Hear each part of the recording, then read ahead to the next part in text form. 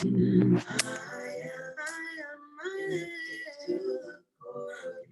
the core. My root, reach deeply. I am connected to the core of me. My root, reach deeply.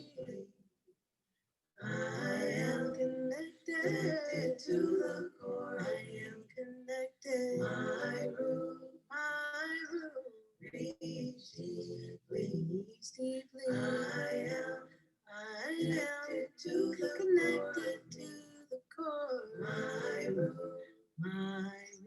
reach deeply. I am to the core, connected to the core. My root, reach deeply. I am connected to the core. I am connected.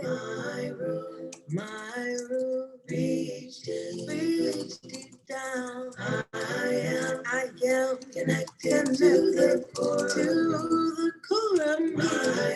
My root, reach deeply. I am connected to the core. Connected.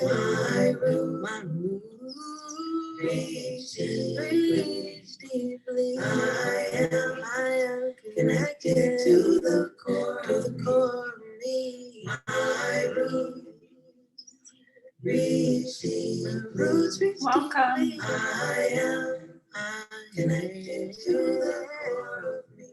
Connected to my core of me. Reach deep, my roots reach deeply. I am connected to the core of me. My roots reach deeply. My roots, I am deeply connected to the core. I am connected. Thank you for being here, Catherine. Thank you for being here, Nikki. My printer isn't working for my notes, so I might just have to be winging some of this stuff. Right. So good to see you. I'm so glad you're here. It's been a long time. Good to see you too. Yeah, I have a feeling there's going to be some old friends and new friends. I hesitated to send this notification to all 2,000 names on my email list, but at the end of the day, I decided that this is really one of the things I'm embracing in my work. And so if people are uncomfortable, they are free to unsubscribe. I'm glad that you're here. I am going to give one more attempt at printing while we still have a few minutes, so bear with me. Can you hear the music, Nikki? Can you? Okay. Good. Little entertainment. I am safe here. I feel peace near. I am safe here.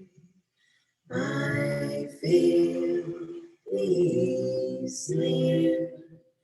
I am safe here. I feel peace near. I am safe here. I feel peace near. I am safe here. I feel peace near. I am safe here. I feel peace near. I am safe here. I feel peace near. I am safe here. I feel peace near. I am safe here. I feel peace near. I am safe here. I feel peace near. I am safe here.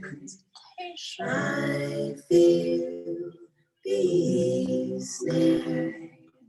I am safe here. I feel Welcome, welcome. Glad everybody is here tonight. We'll get started right around 8. Grab a beverage. Take 3 deep breaths. I am safe here. I feel peace near. I am safe here. I feel peace near. I am safe here. I feel peace near. I am safe here. I feel peace near. I am safe here. I feel peace near. Welcome. I am safe here. I feel peace near. I am safe here. I feel peace near. I am safe here. I feel peace near. I am safe. I am safe. I feel peace near. I am safe here. I feel peace here. Just putting some socks on. Who can teach with cold feet?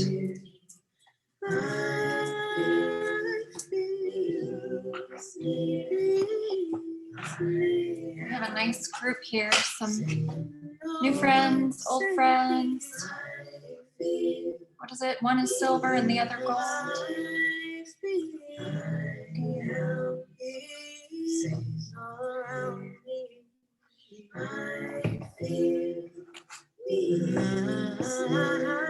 safe.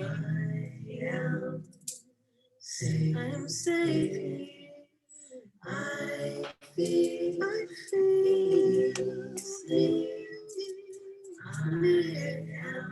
am safe here. I am safe. I feel peace. I am safe. I am safe.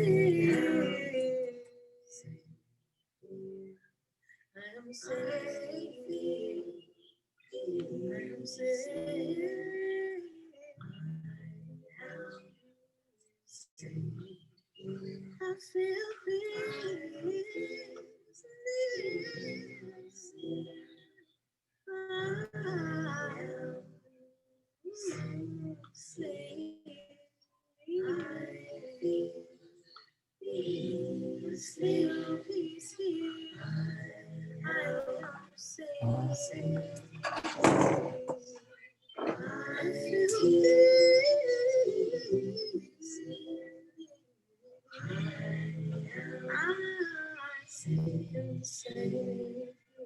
Okay.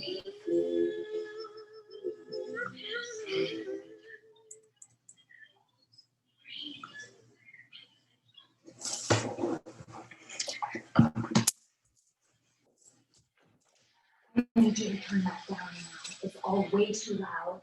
Thank you. All right, I just have to tell my 10-year-old to turn down his blaring screens. And now we have a really nice group here tonight, 13 participants. That's an auspicious number. I'll take it as lucky. And you have the option to hide your face, or if it helps you to focus. I know when I'm in a Zoom class, sometimes I need to see myself focusing in order to focus. Feel free to show your face. Either option works. The way we will communicate tonight is through the chat box. So make sure you familiarize yourself with the chat box. And in fact, go on over to the chat box right now and say hello. Maybe tell us where you are tuning in from. Oh, wow, lots of people coming. This is exciting. We're up to 17 participants. Great. I'm going to mute you all as you come in.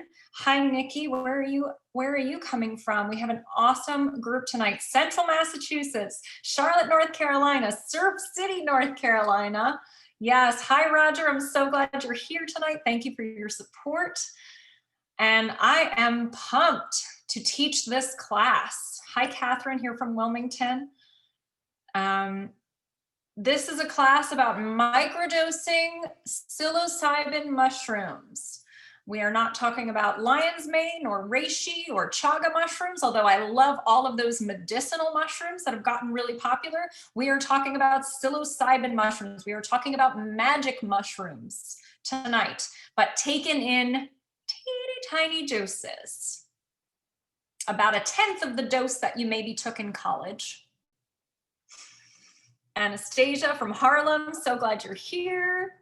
Great, great. So many people representing, mostly from the East Coast. So tonight I will respect your time. I'll introduce myself. I'll go into a little bit of a slideshow presentation that hopefully won't be boring. I don't like to bore people as somebody with ADHD and a short attention span.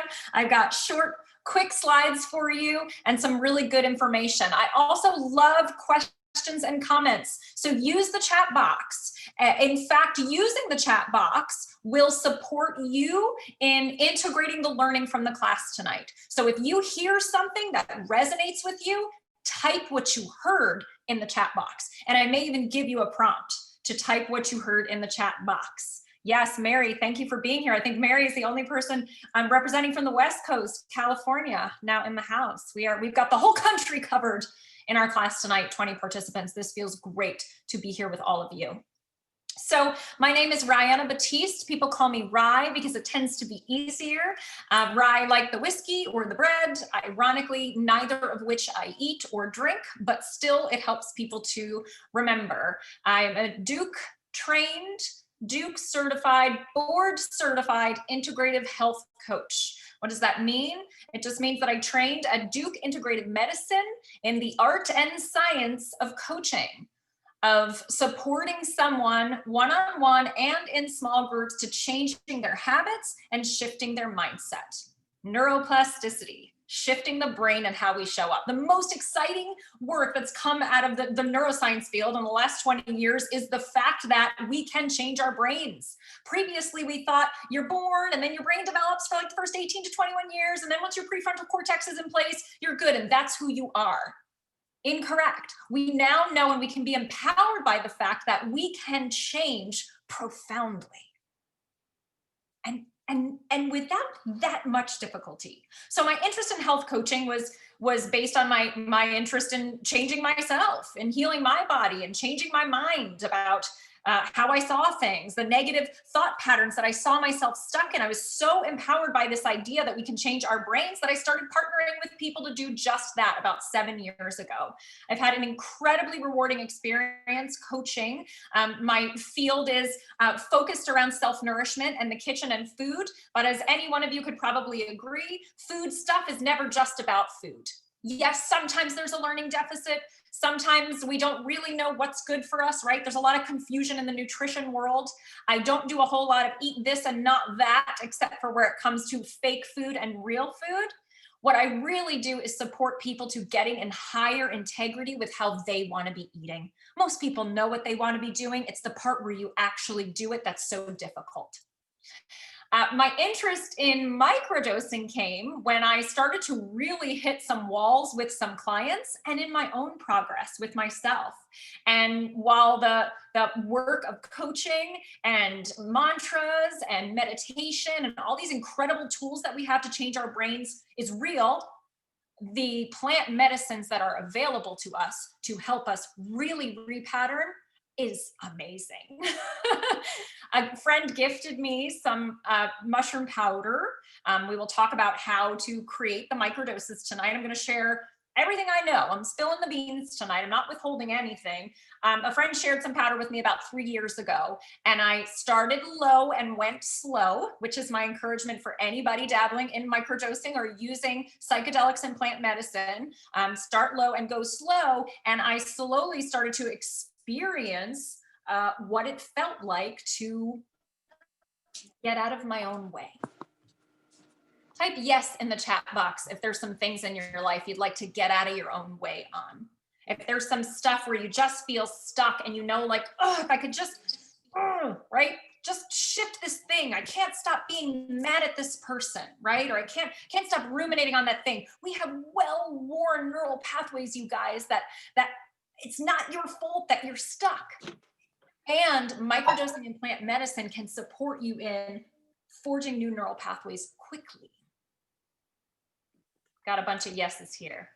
Everybody wants to get out of their own way. Me too. Microdosing can support you in that. I'm going to hop over to the presentation so I can be respectful of your time and so that we can get everything in. I'm going to tell you what I know and show you some pictures and give you the chance to ask questions. You can ask your questions throughout. If the question is relevant to what I'm talking about in that moment, ask in the chat box for sure. It may help me expand my answer and really meet you where you're at and offer you what you need. If it's a question that's totally unrelated to what I'm talking about, just jot it down and save it for the end. There will be time for everybody's questions and comments. But in general, I like commenting. I like participation. It lets me know that you hear me. So when you hear something you like, give me a comment. It will support me in having the energy to see this through. I put some links up at the top here before I go to the presentation that I will be referencing throughout the presentation. So in the chat box at the top, there will be some PDF links there. They're hyperlinked. There's a contact form there if you want to talk about plant medicine coaching with me and go further with what you've learned tonight. You'll just have to fill that form out. I also included a link to the meetup group that I started with my friend Roger. Hi, Roger. He's on the call tonight. Roger is a shaman in Wilmington, North Carolina, and he's doing incredible work working with people in a similar capacity to me, people who are stuck, people who are craving change and healing and transformation. And Roger is going to be teaching a free class next month. That's February 4th, I believe. Correct me if I'm wrong, Roger, at 7 p.m. And his class will be on the plant medicine experience, the larger dosing experience. I'm talking about the teeny tiny doses, and Roger's got the big stuff, the big guns in his class. So please make sure you tune into that and sign up, become a member of our meetup group if you want more information about future free classes here on Zoom and plant medicine retreats and experiences with us.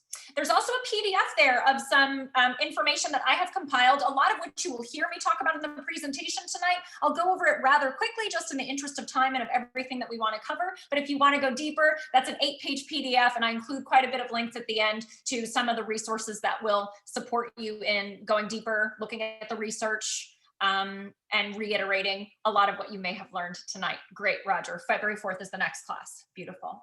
Okay, shall we get started? Type yes in the chat box if you are ready to learn a little bit of something about microdosing and how it might support you in your life, in your journey to change your mind, and get more aligned with your spirit. I'm ready. Might take me a moment here to share my screen. Please bear with me. Okay, sharing my desktop. We are going to present. Good. I cannot see all of you. That's slightly concerning. Let me see. Oh, I can see some of you. Nikki, will you nod your head if you can hear me? You can hear me. Okay, great. Thank you so much. I'm going to move my camera to the side. Can you see me in a little box? Yes, you can see me as well. Great. Thank you for that. Wonderful. Okay, so microdosing psilocybin mushrooms. Right here, right off the bat, I'm putting a picture of psilocybe cubensis. This is the strain of mushroom that I'm talking about tonight. I'm not talking about LSD. I'm not talking about ayahuasca. And you can microdose all sorts of psychedelics. I am only talking about psilocybin cubensis. The cubensis strain of mushroom, there are over 200 varieties of this mushroom. Most notably is a strain called Golden Teachers. A lot of people hear of that strain, considered sort of one of the best. But really any of those strains look similar to this, also called penis envy for obvious reasons. So I'm showing you a picture of the actual mushroom that we're talking about tonight. Currently in the United States, selling and buying this mushroom is considered illegal, although there is major amounts of decriminalization happening. Colorado, I think it was New Hampshire recently, somebody correct me if I'm wrong. We're seeing a massive movement towards legalizing this plant simply because of its extraordinary compounds, because of the research that's being done. I'll talk more about that, and the capacity this plant has to not just deal with symptoms, but be a cure for depression, anxiety, PTSD, eating disorders. The list goes on and on and on and on. So, how do I go to my next slide? Oh, this will be a real bummer if I can't figure this out. There we go. Okay, so this is your brain on psilocybins. Has anybody seen this image before? This actually came out of a study, I believe, at the Imperial College of London, where they have a psychedelic center of research. And what you're seeing on the left is the placebo effect, someone who believes that they got psilocybin mushrooms, and you're seeing the network connections in the brain, the parts of the brain that are connected. On the right, you are seeing the psilocybin brain. I mean, I don't have to say much to point out that what's happening is extraordinary. You see brand new network connections happening in the brain across different regions of the brain. This explains why in a psychedelic experience, you're having sights and sounds and memories, and then a song from 6th grade comes into the picture, right? And then all of a sudden this memory that you thought you'd forgotten pops up. This is what psychedelics do. They mimic serotonin, which I'll talk about in a minute, and they connect our brain in numerous and profound ways. This is what makes it appealing for people from a creativity standpoint. This is where we talk about getting into a flow state by using psychedelics because of this effect that it has on the brain. I actually cannot see comments when I'm doing a presentation, so I will have to take your questions at the end. Okay, now this study is on a large dose of psilocybins, guys, but there are not many studies on microdosing. Is it safe? Is this safe? Well, everybody probably knows the story of somebody who used LSD or mushrooms and jumped in a river, jumped off a cliff, jumped off a bridge. Those are the stories I heard as a kid.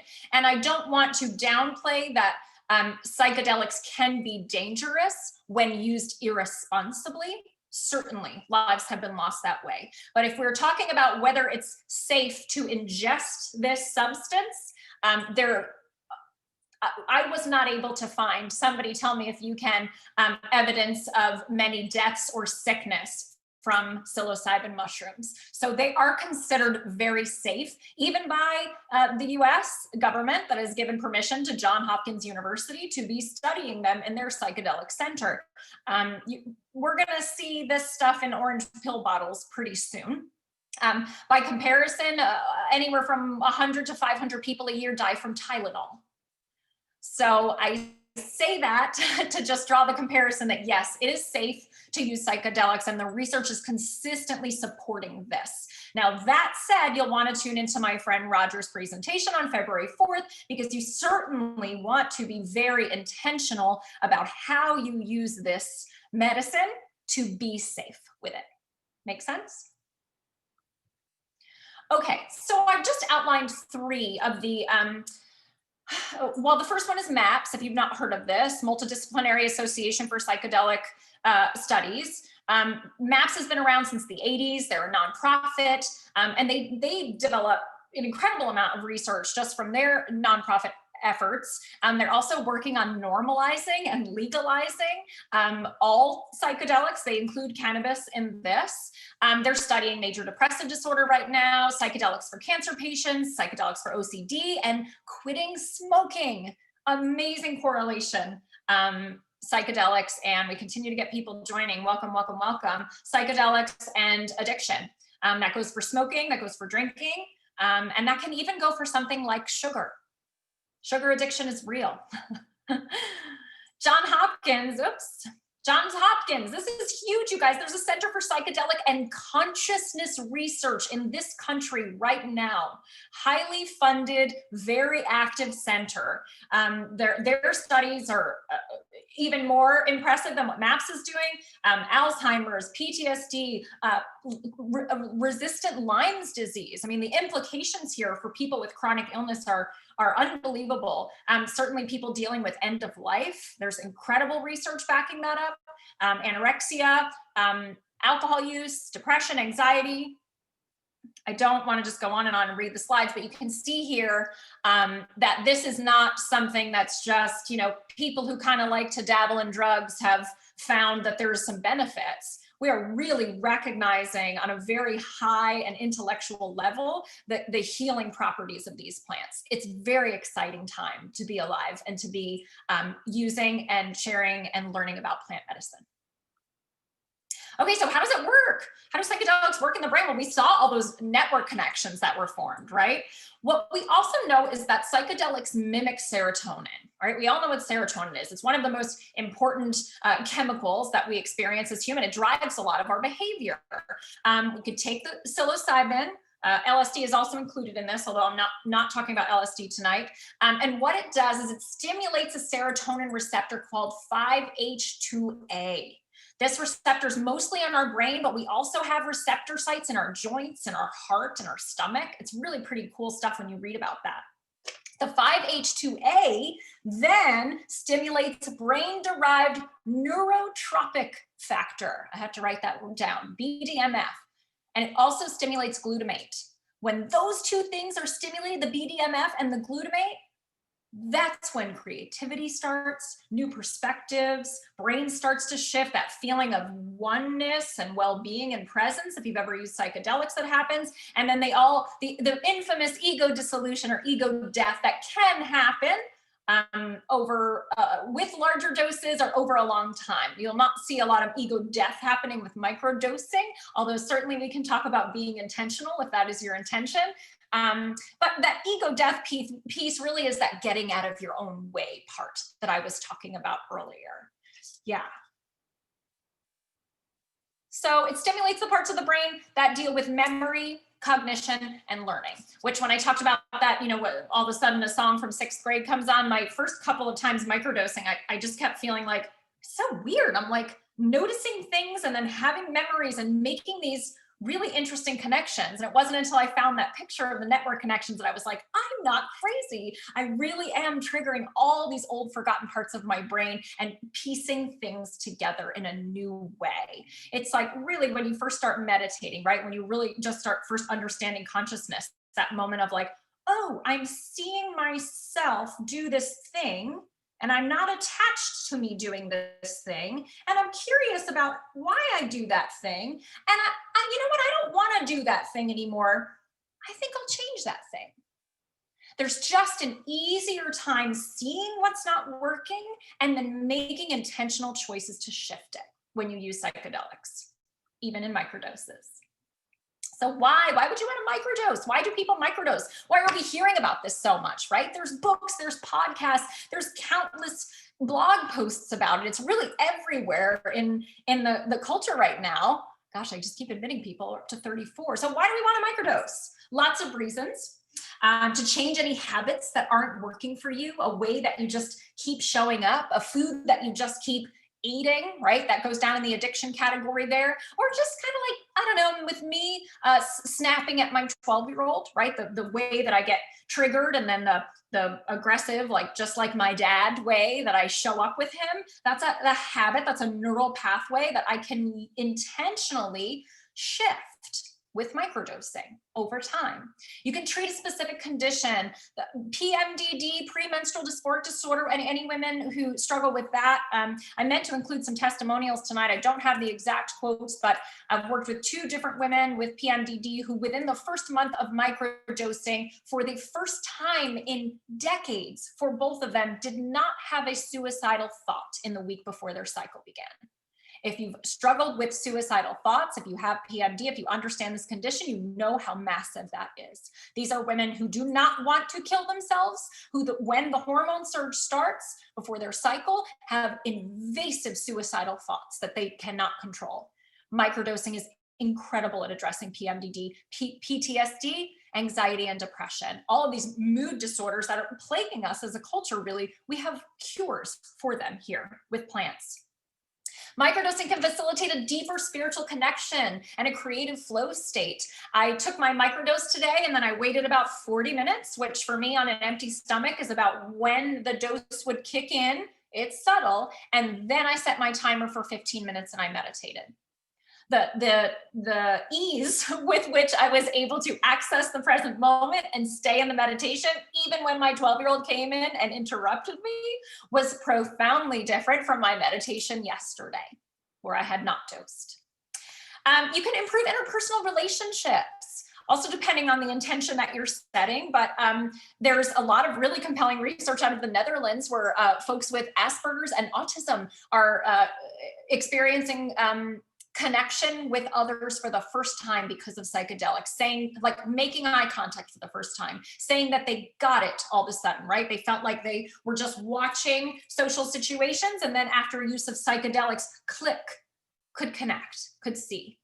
Microdosing can also help with addictions. I've touched on that already. And what does it say at the bottom? Oh, improve athletic coordination. This one is really interesting. A lot of martial artists use it, and fighters.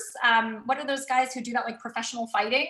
Apparently your reflexes become so good and your coordination becomes so good. I didn't really understand this until I started going to yoga classes on my microdosing day, and I was like, oh my gosh, I have never held tree pose for so long and been so balanced. I don't know if that's universal and across the board. You can certainly share if you've microdosed how your athletic performance is, but it's certainly something to note here. So not just the mind, the connection from the mind to the body is impacted with a microdose too.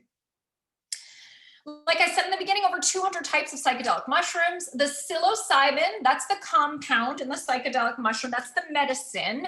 It's more concentrated in the caps than in the stems. Microdosing is meant to be sub-perceptual. You'll see that term a lot when microdosing is talked about, sub-perceptual, meaning that you're not supposed to feel anything really big and crazy. There are doses, and I'll talk about the dose sizes in a minute, but in my experience, just being perceptual is the right dose. That start low and increase theory there, so that you just start to notice, like, ooh, something feels like a little bit more sparkly. The color of that orange when I opened it up was just a little bit brighter. The calmness of my body when my husband was triggered was different than how it is on other days. You just start to subtly notice shifts. That's the point of it. The microdose is for the subtle long game.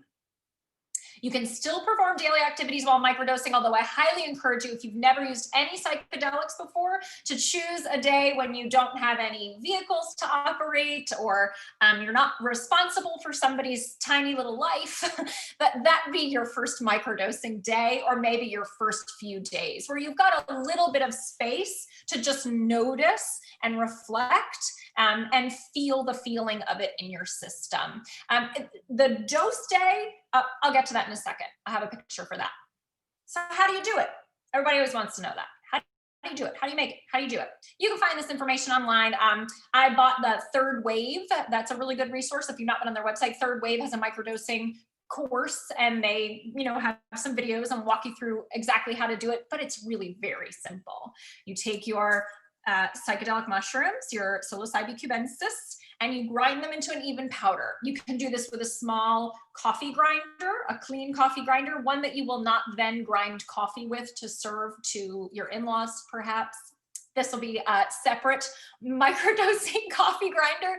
You can use one of those little magic bullet blenders, but generally it needs to be a smaller blender because the mushrooms are break down really quickly and grind into a very fine powder. You wouldn't put it into a giant Vitamix necessarily. I don't know if you'd be able to get, unless you were doing a very large volume of mushrooms, but a small grinder for you will work best. It does look like I can see the chat box. Let me just check. Great. Nikki, thank you. Mixed martial arts. That's the word I was looking for. Yeah, LSD or mushroom. We're only talking about mushrooms tonight, although LSD was noted on one of the slides there from a picture that I snagged from someone. Nikki just eats them whole. Yeah, Nikki, that is one of the ways that you can microdose. Certainly break a piece off of the mushroom. The reason that you want to grind is so that there's an even distribution of the psilocybin in your capsule. So remember, there's more in the caps than in the stems. And if you want to do this as accurately as possible, and I would encourage you to want to do this as intentionally as possible, let's say, I suggest grinding. You can then put it into capsules, or you can just scoop the powder and weigh it. I meant to grab my little scale. You need a little microgram scale. They're about $30 on Amazon if you're gonna seriously pursue this. And you wanna weigh your capsule or weigh your dose so that you know where you're starting and how you're increasing. So 0.01 would be the teeny tiniest, littlest dose of mushrooms. I don't know there would be much of a perception of anything shifting on that dose, but don't forget, you don't have to feel it to have those network connections start to happen. So some people who I support with microdosing might say, like, I really didn't feel anything for like the first week. But then all of a sudden in the second week, I don't know why, but it was easier for me to say no to the drink that I didn't want, the alcohol. Right? I didn't really feel anything when I took the microdose. Remember, subperceptual, but I suddenly was able to start dropping my kids off at my mother-in-law's without being so irritated with her. Do you get where I'm going with this? It's subtle. And I'll show you how to harness that subtlety to be really powerful. So 0.01 is tiny, and 0.5, a half a gram, that's a pretty big microdose in my opinion. So for comparison's sake, if you were to do a trip dose or have a journey, or if you've ever eaten a bunch of mushrooms and had a full-on 6-hour psychedelic experience, you ate anywhere from 3 to 5 grams, let's say. Maybe even 2 grams could put you there, depending on your weight and your tolerance. Okay, 2, 3, 4, 5 grams is a full journey. I'm talking about starting down at about 0.2,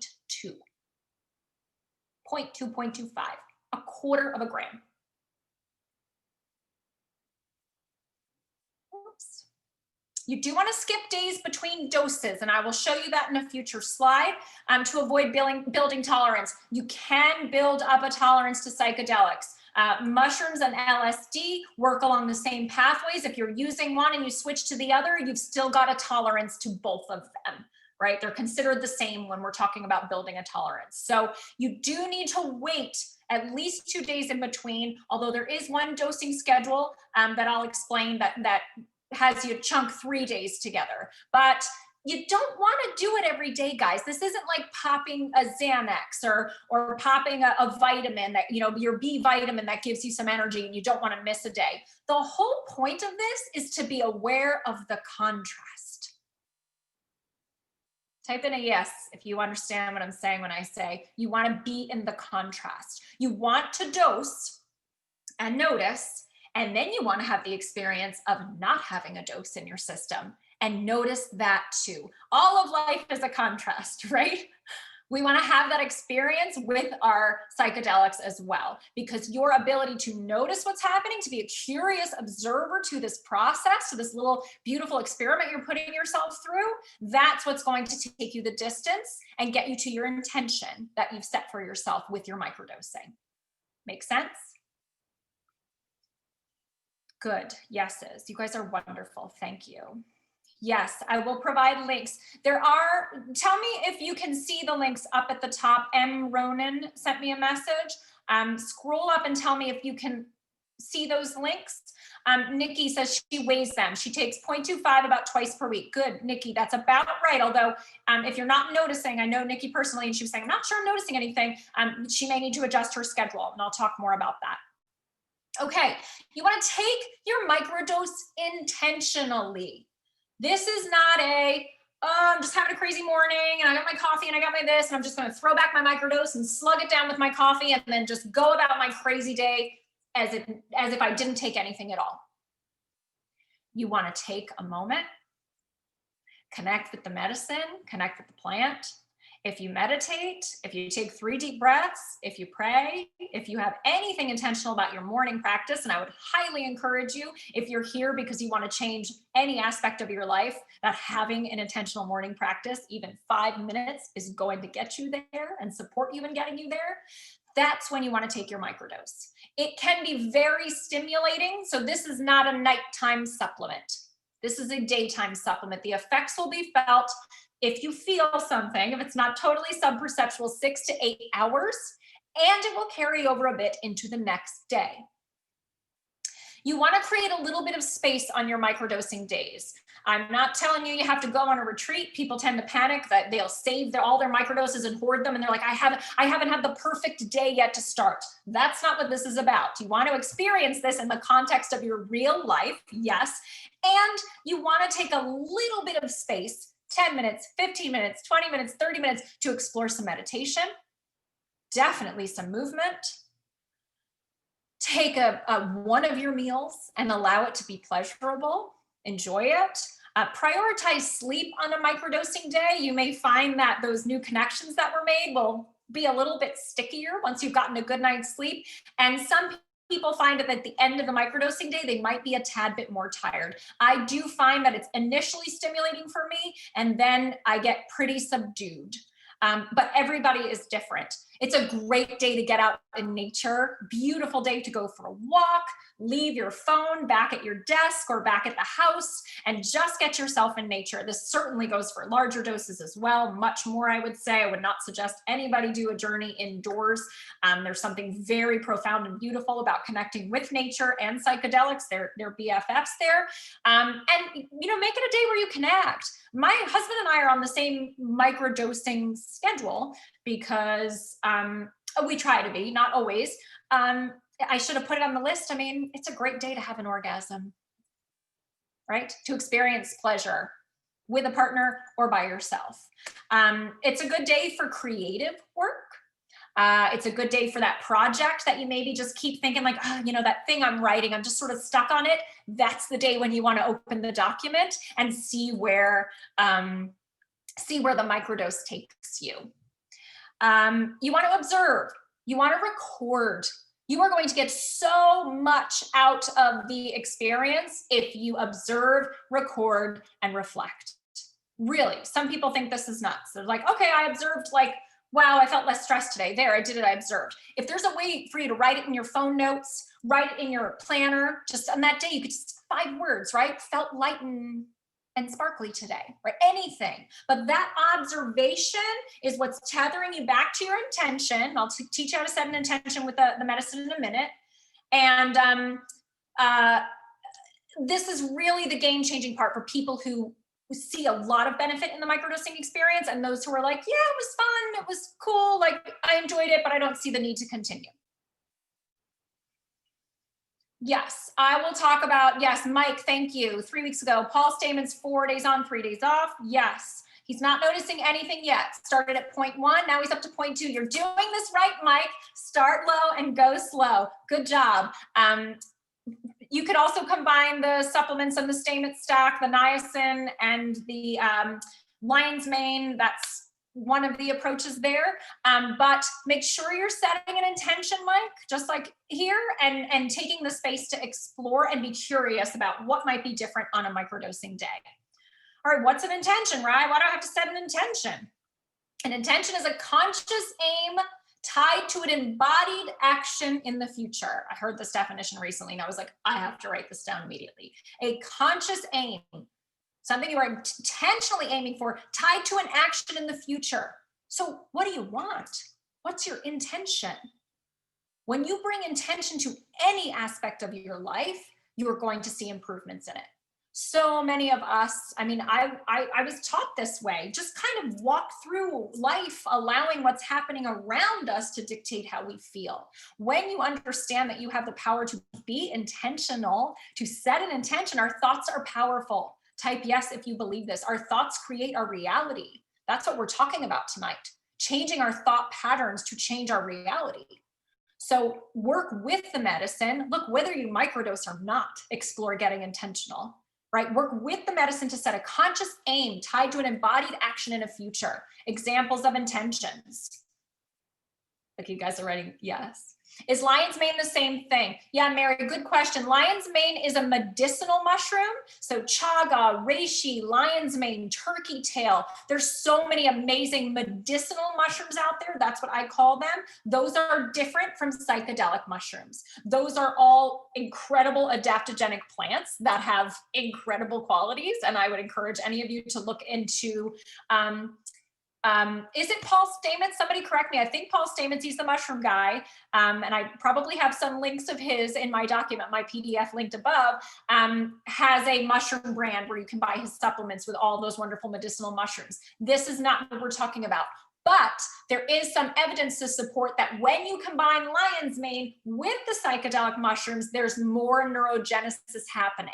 They're working along similar pathways. You're reinforcing that wonderful brain magic that's happening when you use the mushroom. Does that answer your question? Yeah, everybody's asking about where do I get them? How do I grow them? I will address that at the end. And truthfully, if you want to go deeper with this, I'm going to ask you to fill out the contact form so that I can reach out to you and I can really answer those questions for you one-on-one and support you that way. Nikki takes a teaspoon of lion's mane when she does her microdose. Yes. Yes, great. Wow, Mike grows 8 varieties of gourmet mushrooms, including lion's mane. That is fantastic. Good for you. Okay, we're talking about setting intentions. What's an example of an intention? What's an example of intention? Well, the broadest intention, when somebody says to me, I don't know what intention to set when I'm holding my mushroom capsule. I have no idea what to say. A very broad, very simple, very open intention could be something as basic as show me the way. Connect me to myself. Help support me in staying grounded today. It's a little more specific. Improve my relationships. It's not a wish, although it kind of feels like a wish. It's a very specific ask. How do you set an intention? Think about, what habit would you like to cultivate? If you're brave, answer one of these questions in the chat box. Anybody, what habit would you like to cultivate? It could be something as simple as journaling every day. Your intention could be support me in being introspective, support me in carving out the time to journal every day. How would you like to show up in your communication with others? I mean, there isn't any one of us who couldn't improve our interpersonal relationships. I know I certainly could. And how much better is life when we're not having relationship angst, right? People stuff can be really complicated. What would you like to get better at? What does your ideal self do in a day? Envision what you'd like your day to look like. That might support you in setting intentions. What would you like to stop doing? All of the forms, so Stacy's asking where's the contact form, so scroll all the way up on the chat box and there should be 3 PDFs to the forms there. Let me know if you don't see them. I can paste them again at the end of the presentation. Okay, so how do I dose? People are asking, how do I do it? This is my, I think this was taken from Third Wave. I did not give them credit. But this is their classic dosing schedule. This is the one set forth by James Fadiman. He wrote the Psychedelic Explorer's Guide. Great book if you're interested. And this is the dosing schedule that he really experimented with and many, many people have used over the last decade or so since his book was published and say, this is kind of the gold standard, or this is where I like to support people to start here. So day 1, let's say that's tomorrow, Friday. Let's say you had some psychedelic mushrooms and it was your dose day. You'd set your intention, you'd take your dose, And you'd allow yourself a little bit of space throughout the day to notice, observe, and reflect. That's day 1. Then that would be Friday, let's say. Then Saturday is day 2. It's not a dose day, but some people say it's better than the dose day. This is arguable. Some people are like, I don't feel any different on day 2. I love day 2. Dose day, and I'll talk about how it feels. Dose day tends to be, there's a bit of ahas for me. I might feel a little different. I might see something that I've connected the dot on, and it's making me feel a little bit like, oh wow, like I've been doing that, right? There's some stuff that might be stirred up on day 1 in the dose, and on day 2, it's like the dust settles. And that's an integration day. If you've ever done a larger dose of mushrooms, you know the day after, even if you're exhausted from staying up all night, there's something really beautiful and magical about the day after, and even the few days after a larger dose. Those are the integration days. Those are the days when what you saw and what you experienced and what you felt kind of all, I don't know, land gently in front of you, and you have some capacity to deal with them or look at them, or maybe they're just not a big deal at all. Because on day 1, you had a good cry about it, and day 2, you're feeling like, I'm so much lighter after that.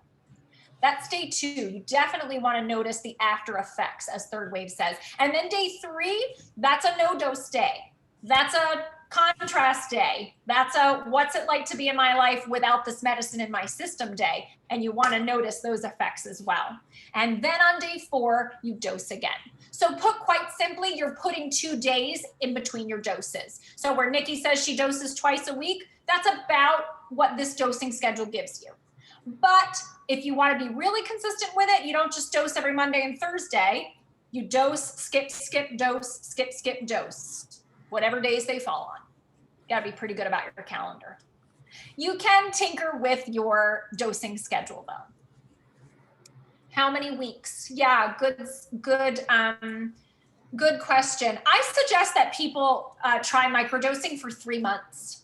Because it's so subtle, it can take a little bit of time to start noticing for some, although I will say by the 2nd and 3rd week is when people start to go like, oh, I'm starting to get what's happening here. And then others will say on the first time they dose, they were like, oh yeah, I get it. And then still others 2nd or 3rd month before they start to see and feel the changes. So 3 months is generally a really good amount of time for any change, really a quarter.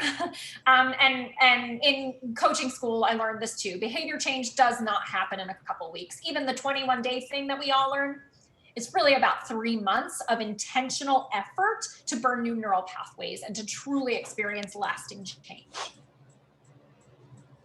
The other dosing schedule, I'll go back. So this is the classic dosing schedule, and the other one I don't have a slide for is 4 days on and 3 days off. That's the Stamets schedule. You can Google that. It's called the Stamets stack too, because he stacks niacin and lion's mane with your microdose, and you take them all at the same time. Like I said, to increase that neurogenesis with the lion's mane. And I believe the niacin is vitamin B3. That's the one that can give you the flush, where you like feel like you're in a sauna, but you're not. I think that delivers the medicine faster. Somebody with a more of a anatomy and physiology may understand that better. What if you get immediate results? Is it still 3 months? Good question, Anastasia. Well, if you get immediate results and you've integrated them, just try stopping and see what happens. Yeah, you have the power to stop and start. And there really isn't enough research or even enough anecdotal evidence for me to be able to say. So you have the power to stop and start, as long as you're doing it intentionally and noticing. This is not prescriptive, like, okay, so you've got, inflammation. So you're going to take turmeric, right, for 3 weeks. And as soon as your sprained ankle is less inflamed, stop taking it. Here's your prescription. It's not how this works. Everyone is going to receive and integrate the medicine differently. So sure, if you get immediate results, I mean, the PMDD clients, I'm not saying you have to be on this for life. I hope that I'm not. But the PMDD clients, the ones with severe persistent suicidal thoughts, do not want to go off the microdose in the week before their cycle because they don't want those thoughts to come back. I don't know if they would come back or not in these 2 clients I'm referring to. They would need to stop and in the container of coaching, see safely what happens if they don't take the microdose. Doesn't Fadiman talk about a lot of people feeling the lack of need or want for them after a while? Yeah, Ryan, it's a good question. I think so. I don't remember that part of his book or his research, but I will take this opportunity to say that psychedelics are not addicting. So if that's what the ask is, right, how long and how many weeks and will I have to be on it for life, they are not addicting. I do think you can certainly develop an affinity for the plant. I certainly have it. I'm very fond of microdosing, but I don't have this feeling of like, oh my God, I need to microdose or I'm going to lose my shit.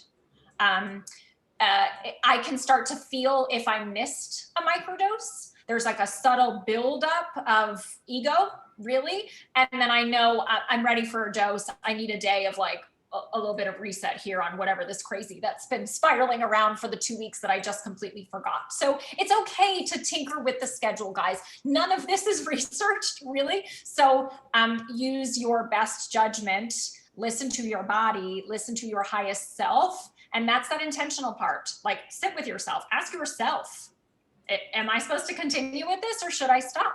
You know, you have the answer. You can also muscle test. If anybody plays with muscle testing, this works for supplements, this works for foods, right? You could stand up straight, zip up your energy and take a breath, say, show me yes. See what your body does. May lean forward and may lean back. And then you want to say, show me no. For me, I always lean forward for a yes and back for a no. Then you want to hold the substance, hold the supplement, hold the food, hold the microdose, and just wait. Your body might lean forward towards it, or your body might lean back. A little more out there, but a way to tune into your higher self and see. Good. Do you take longer periods off? Yeah, Ryan, I took off a few months. At one point, about 1.5 years in, I said, like, this is crazy. I've been doing this for 1.5 years. I'm doing fine. I was not okay. 3-4 months. I have a chronic illness, so my body does not produce serotonin very well. So for me, the microdosing has been an alternative to antidepressants, and I'm not interested in going off of it right now. I have plenty of clients that have done 3 months, 6 months, 9 months, and then stopped, then said like, I'm good, like I can stop for a while. And then maybe they come back and maybe they don't. For me, it represents a really good alternative to antidepressants.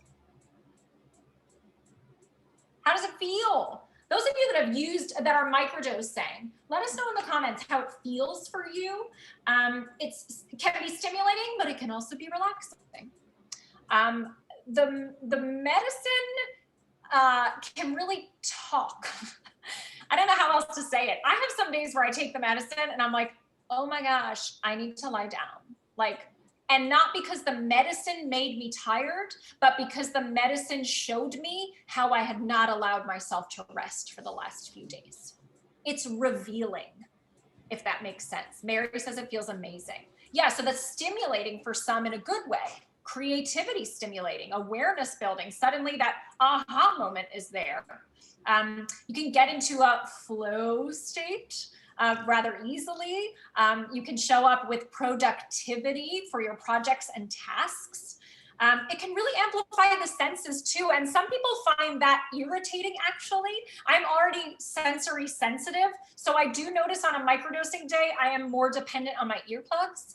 Those of you with sensory overload issues, I mean, this is one of my favorite hacks in the world. I know earplugs feel weird for some people. If you can get used to the feeling of them, it is amazing to turn down the volume, especially if you have children. Turn them on, you can still hear everything, but it's just muted just enough so that that stimulated feeling can be turned down. That stimulated senses feeling is really good for some people. I mean, talk about delicious food, right? Or the color of your food, or the way you feel when you're out in nature. Mary says, I was able to meditate and no procrastination, easy to make decisions quickly. I've heard that from many people, just much more decisive, less of that hemming and hawing, and I don't want to do the wrong thing. And what if I don't do the right thing? So I'm just not going to make a decision. Does anybody struggle with that? And then the thing kind of gets worse because you're not dealing with the thing because you don't know whether to say yes or no. Psychedelics can support you in just being more decisive. They help you to drop into your truth and find your yes or find your no. I find that I just have an easier time being myself. It feels like to me, like it strips away all the parts of me that might start to chatter around like, well, that person said that they wanted this, so let me offer them this. It's just, I'm much more aligned and dropped in to me. Is it manageable to be under a microdose when you work in a fast-paced environment? Yeah, great question. Yes, so you would want to test the microdose out of that environment first, absolutely, to see how you feel and start really small. I have one client who saves her microdoses for her like huge production days at work, when she has a massive amount of stuff to do, 6 classes in a row to teach, things to shoot. She does all this education and technology stuff, and she chooses those days as her microdosing days because she finds that it keeps her aligned and centered and calm, and she gets to the end of it without crashing. So, but you really got to feel that out. I have some people that are like, oh no, I only microdose on a Sunday because I like need to sit in my hammock. That's less common. Typically, there's more of that stimulating creative flow, but mushrooms in general can make you introspective. So it really just depends what the medicine is calling you into. Good questions, you guys. Adam says, from my experience, I feel anxious the first hour and then it dissipates into energy. Yeah, Adam, thank you for sharing that. So honestly, there can be the coming up of the medicine, this in a macro dose or a microdose, when you start to feel the effects come into your system, usually about 20 to 40 minutes after taking it. If you take your microdose on an empty stomach, you will feel it sooner and you may feel more of the effects than if you combine it with food. So food for thought there. But yes, that can feel anxiety provoking for some people when the medicine comes up. So just preparing for that, right? Those are the days on your dose days when you wake a little earlier, take it, and then allow yourself to be in your environment and meditating or taking a walk when that anxiety happens. And then, yeah, riding it out when that goes away.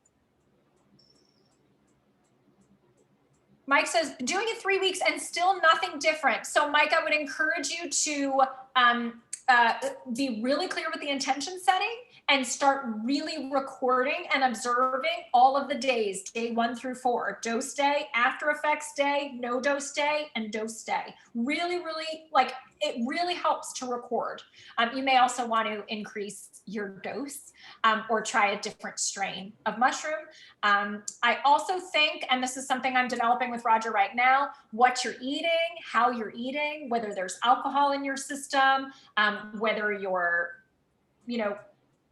digestive system is functioning well, whether you're eating nutrient-dense real foods or there's stuff going in like sugar and refined carbohydrates, industrialized oils, those things that can really create static, let's say, may make it more difficult for you to notice and see what's happening. So you may want to clean up some other areas of your eating and drinking if you haven't already, increase your hydration to see if those effects are more noticeable, Mike.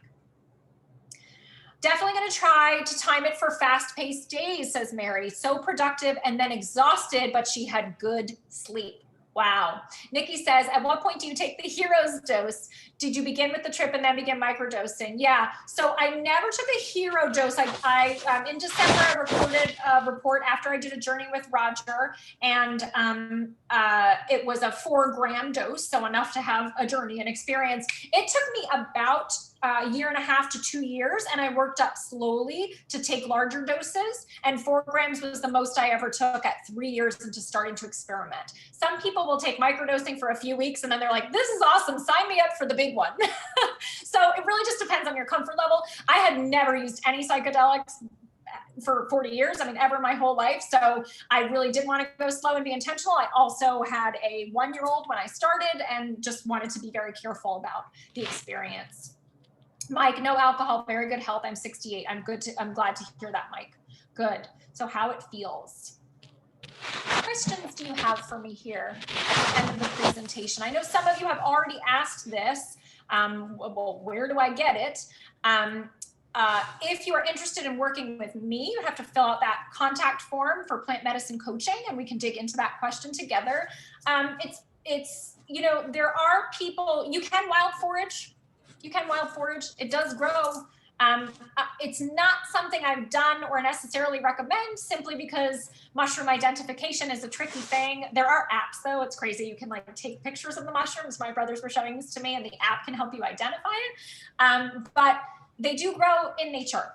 Yeah, good point here. Someone said spores are legal to purchase. That's correct. If you'd like to grow your own, you can do some internet research, and it is absolutely legal to buy the spores of mushrooms. And I believe it's legal to grow them as well. Like I said earlier, decriminalization is happening, and at the federal level, there is not a lot of emphasis on pursuing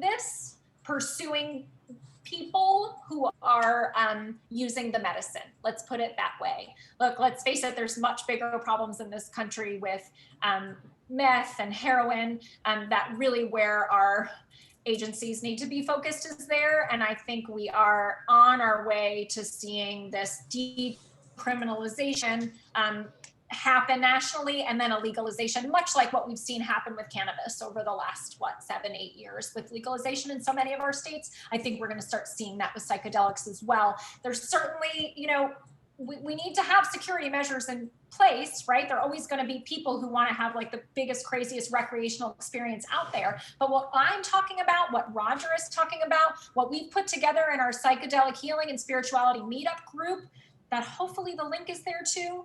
Someone said there's no links. Somebody else, can you check and scroll up, guys? Can you scroll up and tell me if you see any links? What we're talking about is the intentional use of psychedelics for healing and spiritual growth. Okay, I'm gonna post these links again then.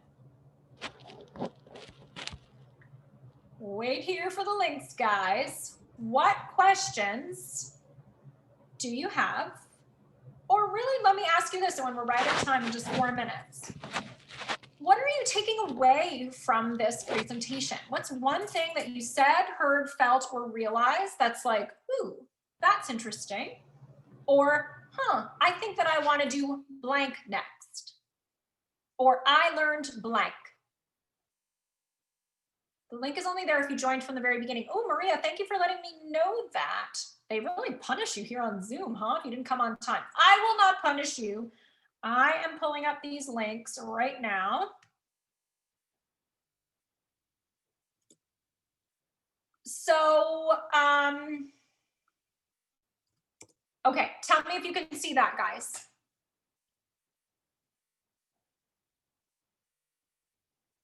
No link.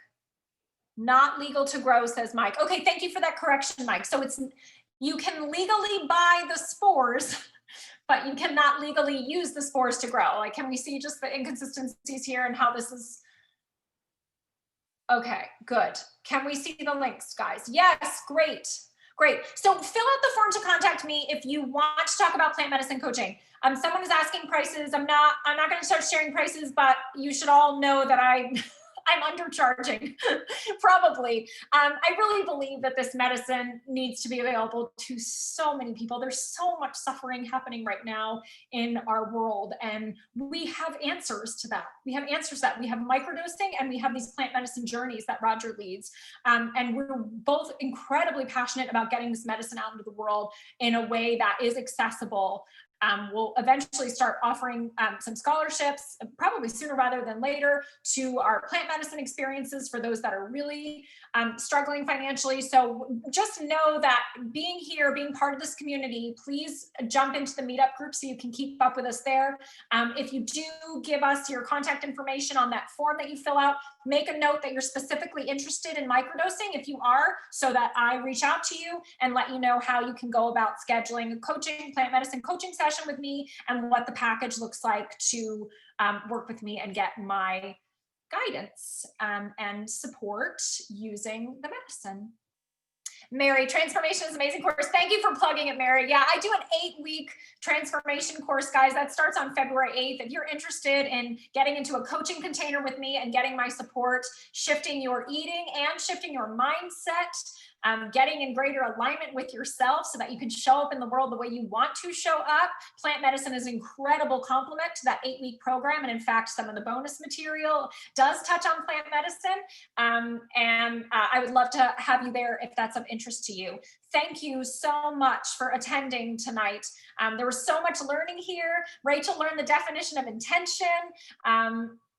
Yes. Oh, the definition of intention resonated for several with you. Great. Nikki's going to start being intentional. Anastasia says she's fighting anxiety and depression. She thinks she needs this. I would love to hear from you. I'm just so appreciative that you stayed, that you learned, that you absorbed. Hang out. If you have any more questions, type them in the chat box, but please do hang up and go to bed if that's what you need and what your body needs right now. You guys rock. Okay. Thank you for being here, Mary. Great. I'm so glad the intentional piece resonated with you guys. Wonderful. Thank you for being here, Debbie. Thank you for being here, Tess. Haley, I'm thrilled you came tonight. Thank you. Mike, thank you so much. Maria, thank you. What a great group. I'm honored. Have an awesome night. Fill out that form, guys, and I look forward to talking to you. Stephanie. Hi, Stephanie Harris, so good to see you. Yes, first time that I've been able to participate live in about a year. I've been off social media, good for you. Love the podcast too. Oh, thank you so much for listening. I really appreciate that. Great, great. Thank you, Matt. Thank you, Nikki. Thank you, Joanna. I'm so glad you were here. Thanks for tuning in. There will be a replay of this, so you can share it with your friends if you want or need to. I am going to end the broadcast. Ciao.